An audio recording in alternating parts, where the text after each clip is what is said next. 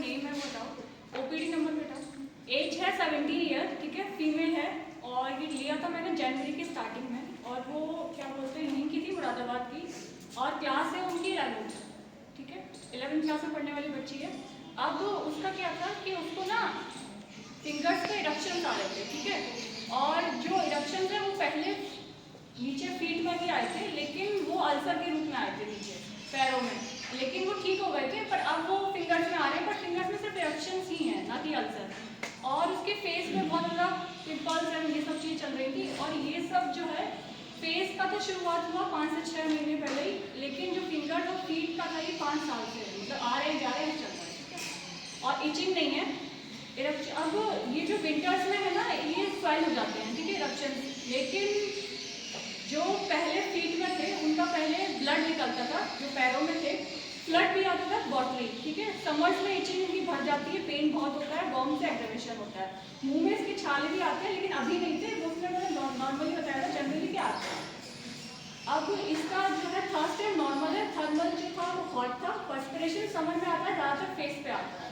Apatite normal है, sleep जो है वो गहरी आती है, ठीक है। डिजायर इसको स्वीट थिंग की है, ड्रीम इसको कोई नहीं थे, फियर भी इसका कोई नहीं था। सेंसिटिविटी इसकी ये थी कि कुछ ज़्यादा आवाज़ होती है, तेज कुछ भी हो, म्यूजिक वगैरह और भी कुछ शोर आए तो उसके सर में दर्द होने लग जाता है। गायनी की इसकी 2021 में इसकी फर्स्ट मीनार की शुरू हुई थी, ठीक है। पास हिस्ट्री में इसको कोई खास डिसीज नहीं थी। अब मेंटल्स में जाओ तो इसका ये था कि 1 साल पहले इसके चाचा की डेथ हुई थी, और 5 साल पहले इसके फादर की डेथ हुई थी। 5 साल पहले जब फादर की डेथ हुई थी तो ये छोटी थी, इसका ये था कि इतना इसे फर्क नहीं पड़ा था, ये रोई भी नहीं थी, इसको बिल्कुल भी रोई भी नहीं थी, इतना फर्क नहीं पड़ता। लेकिन बॉडी तो शो कर रही है, पैर में अल्सर आ रहे हैं, लेकिन चलो ठीक है।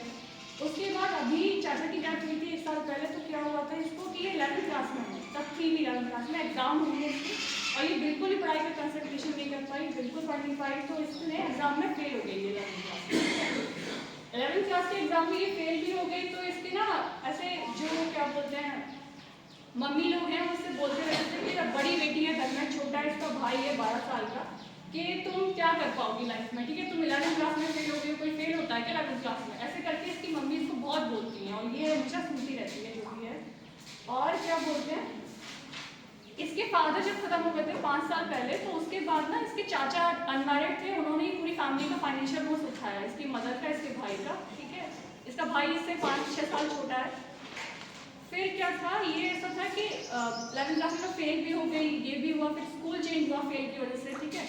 तो एग्जाम में क्या था, दोस्त भी छूट गए, ठीक है। तो लेकिन दोस्तों का इतना कुछ नहीं था, क्योंकि ये बोलती थी कि दोस्त ना, मतलब मैं ही सारा दोस्तों के लिए करती थी, मेरे लिए दोस्त इतना ही करते थे, तो मुझे इतना नहीं है, दोस्त छूट गए तो ठीक है, कोई बात नहीं। लेकिन घर के लेकर मुझे बहुत लगता है कि मतलब मैं कुछ कर पाऊँ, कुछ कमा पाऊँ, क्योंकि सारा बर्डन जो है ना वो मम्मी के ऊपर ही आ गया है, सारा पालना पोषना। अब कौन कैसे होगा, फैमिली भी, अब मम्मी भी ताने मुझे सुनाती है, फैमिली भी सपोर्ट नहीं कर रही, ताने ही दे रही है, मुझे लगता है कि मैं फेलियर हूँ, पता नहीं कुछ कर पाऊँगी कि नहीं, क्या होगा। कमाना तो मुझे है, लेकिन कुछ समझ नहीं आ रहा है कैसे होगा कैसे नहीं होगा। अब मैं सोच रही हूँ कि इस बार के पुलिस का एग्जाम भर दूँ, भर भी, लेकिन सिलेक्शन हो पाएगा नहीं हो पाएगा पता नहीं, कंसंट्रेशन लग नहीं रहा है, मेमोरी याद कुछ मुझे रहता नहीं है, समझ नहीं आ रहा है। ऐसे करके इसका ये मेंटल्स थे सारे। अब म्याज में तो जैसे इरप्शंस नहीं है तो सॉरी से लिया था मैंने, ठीक है। रूब्रिक सीधे आओगे तो सीधे ऐसे ये बोली ना कि मुझे लगता है कि मैं फेलियर हूँ, तो सीधे खा लो डिवीजन फेलियर शीज करके, ठीक है। रिप्रोचेस एलिमेंट आफ्टर रिप्रोचेस मुझे लगा था एलिमेंट फ्रॉम रिप्रोच, लेकिन इसको हटा के मैंने लिया था सेंसिटिव टू क्रिटिसिज्म, क्योंकि घर वाले जो है ना वो बहुत सुना रहे हैं, उसको लेकर इसको हर्ट हो रहा है, फेस पे इरप्शंस भी आ रहे हैं, तो फेस नहीं करना चाह रही है मम्मी को, ठीक है। सुसाइडल टेंडेंसी इसने ऐसा बोला था बीच में, क्योंकि इसको ना सुसाइडल थॉट्स भी आते हैं, बट करेज नहीं है करने का, तो ऐसे करके लिया था suicidal tendency, courage don't have करके, ठीक है। अब वो element from death of love one, उनकी चाचा और फादर की डेथ के बाद ही अल्सर या फिर इरप्शन आना भी शुरू है। फिर या तो स्किन इरप्शंस, ड्राई इचिंग, क्योंकि ड्राई है लेकिन इचिंग में हो रही, जो पैर के इरप्शन तो उनमें इचिंग होती है, लेकिन जो फेस पे है उनमें नहीं होती, उस फेस पे नॉर्मल है, ठीक है। स्किन इरप्शंस विंटर एग्रीवेट नहीं करती है, क्योंकि विंटर्स में ना इसकी परेशानी बढ़ जाती है। वार्म से एग्रीवेशन है, लेकिन विंटर में जब भी कवर करेगी तब उसकी परेशानी बढ़ जाएगी, वैसे समर्स में कोई इसको एग्रीवेशन नहीं होता। अब सारी जो मेडिसिन हैं वो लगाने के बाद सल्फर और कार्सिनोसिन आ रही थी, ठीक है। स्टार्टिंग का केस था सल्फर ही थी, चलो ठीक है क्योंकि कार्सिनोसिस में इतना वो नहीं आता, कवर ज़्यादातर सल्फर ही कर रही थी, फर्स्ट ग्रेड में सल्फर ही थी, तो सल्फर दिया था ठीक है। लेकिन फिर इसके एक हफ्ते बाद इसका कॉल आता है मेरे पास, कहती है मैम मेरे इरेक्शंस ना बढ़ गए हैं, जो भी है मतलब फेस पे भी और जो पैरों में भी जो आ रहे हैं वापस से आ गए हैं, जो हाथों पे है वो बढ़ गए इरेक्शंस। लेकिन वो फील खुश कर रही थी, मतलब चीज़ लाइक कि ना ठीक है, मतलब मैं 15 दिन बाद आके फिर से आपको दिखाती हूँ, मैं ठीक है। 15 दिन बाद उसका वो आती नहीं है, वो बस कॉल करती है मुझे और बोलती है मैम मेरा सब ठीक हो चुका है, ठीक है, मुझे कोई दिक्कत नहीं है, मेरे इरप्शन जा चुके हैं, फेस के भी आ चुके हैं और हाथ के भी जा चुके हैं, पैर में निशान थे वो भी ठीक हो चुके हैं। Thank you.